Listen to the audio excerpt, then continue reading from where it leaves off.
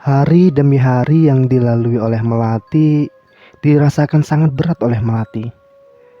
Keluarganya pun menambah beban pikirannya karena terus-menerus menyalahkan Melati yang hamil di luar nikah.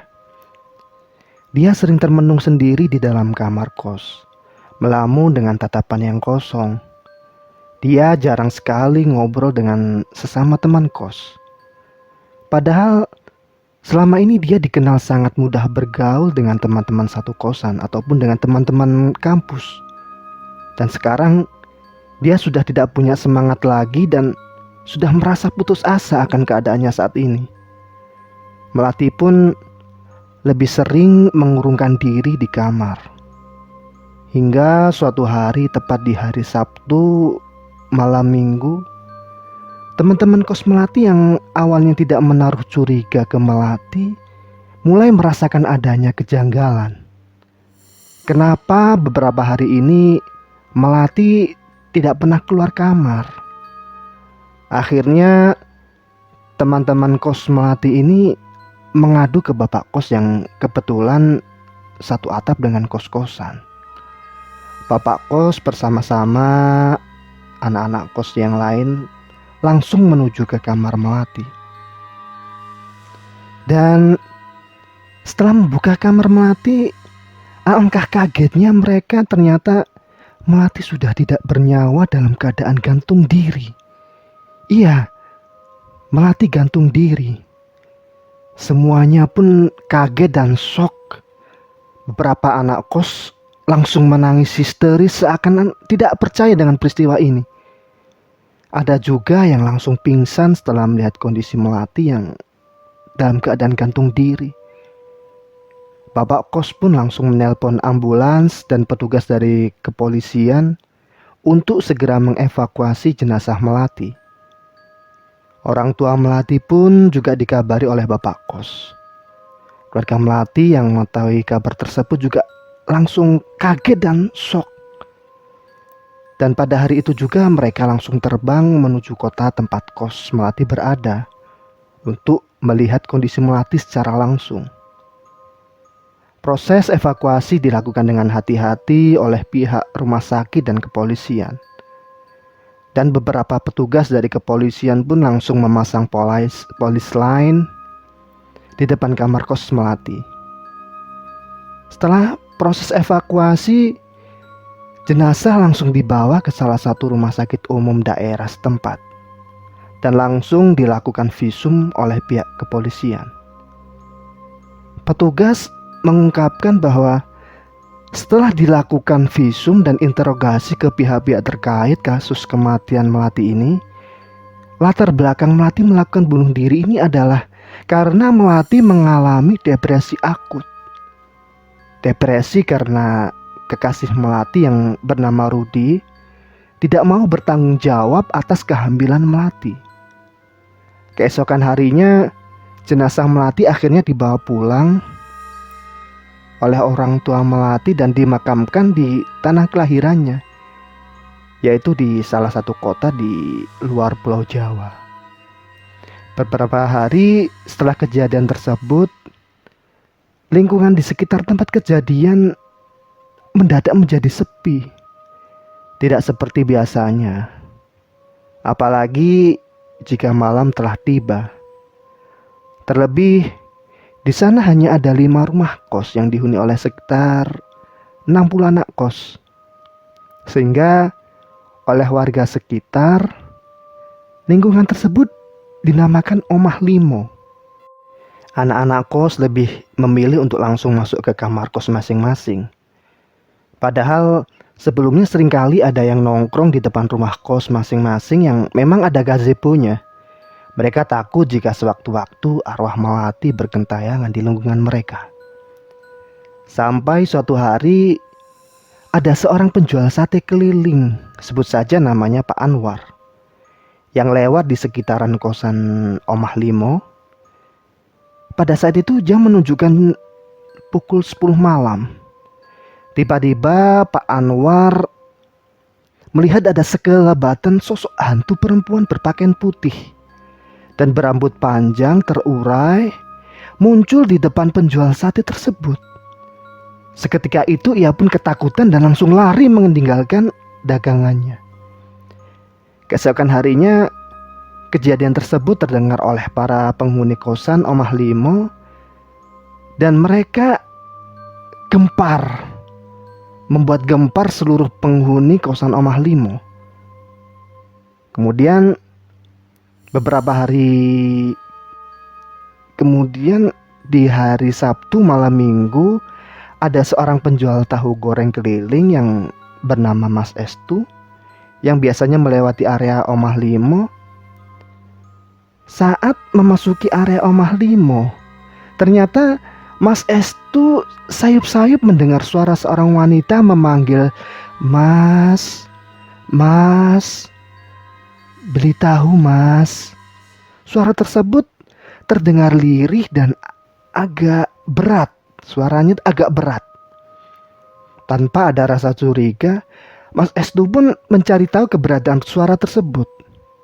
Setelah beberapa meter berjalan, suara wanita tersebut mulai terdengar jelas oleh Mas Estu. Sampai pada akhirnya Mas Estu menemukan sumber suara tersebut, yaitu di areal tanah kosong sebelah tempat kos yang pernah ditempati oleh Melati. Setelah berhenti di tempat tersebut, Mas Estu dikagetkan oleh sumber suara yang ternyata sesosok hantu wanita berambut panjang dengan pakaian warna putih lusuh. Dan sosok hantu wanita itu dalam kondisi berkelantungan dengan seutas tali di leher yang terikat di atas pohon, sambil memanggil Mas Estu, "Pak, tahu Pak," sambil sesekali diiringi tawa kecil.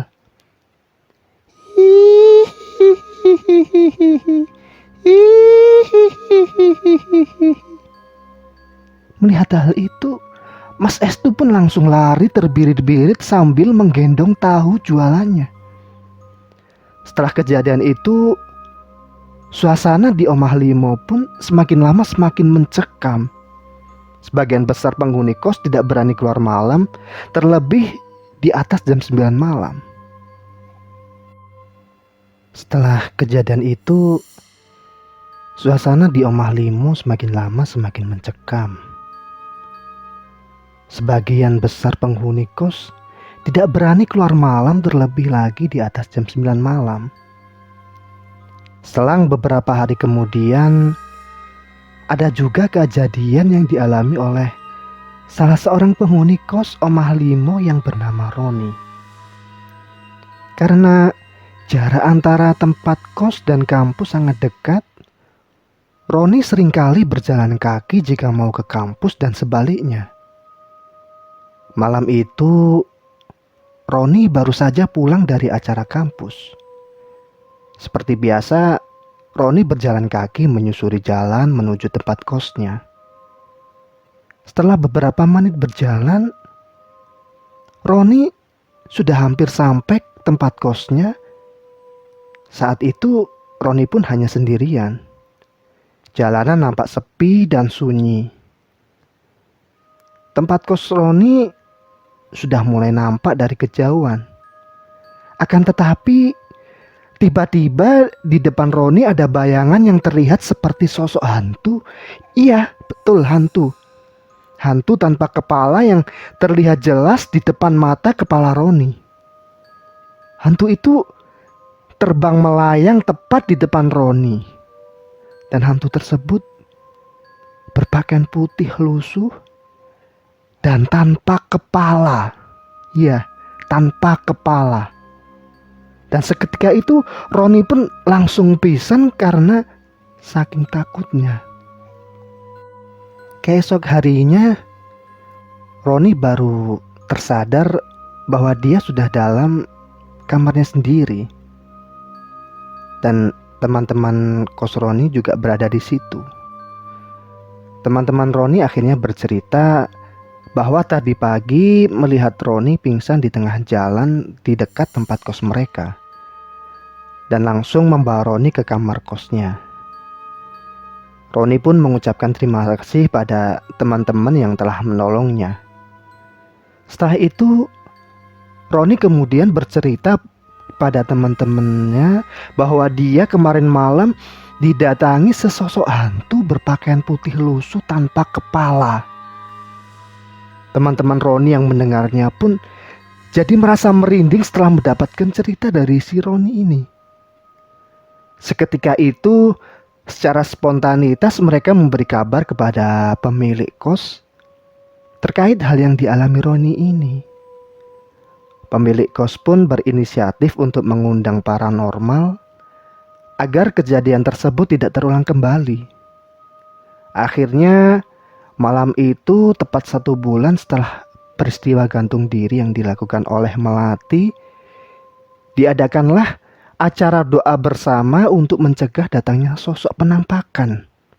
Iya, penampakan yang sering menghantui lingkungan Omah Limo. Acara tersebut dipimpin langsung oleh seorang paranormal yang diundang oleh salah satu pemilik kos di lingkungan Omah Limo.